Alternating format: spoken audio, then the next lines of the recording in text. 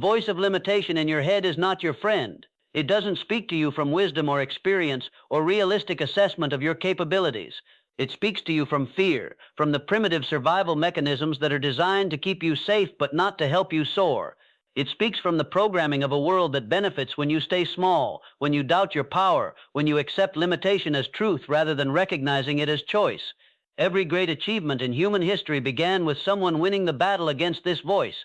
Every breakthrough, every innovation, every transformation started with an individual who refused to let mental programming determine their reality, who chose to program their mind for success rather than accepting programming that guaranteed limitation. Martin Luther King Jr. faced this internal battle when he decided to dedicate his life to civil rights.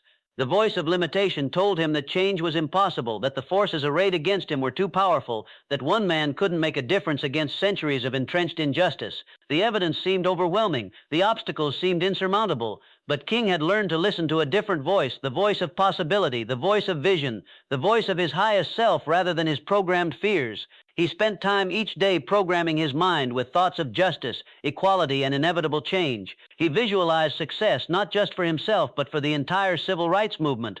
He felt the emotions associated with freedom, dignity, and human rights.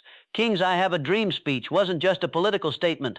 It was the external expression of internal programming, the verbal manifestation of thoughts he had been thinking, beliefs he had been cultivating, visions he had been rehearsing in the privacy of his own mind. The power of that speech didn't come from his oratory skills alone. It came from the alignment between his conscious programming and his deepest convictions.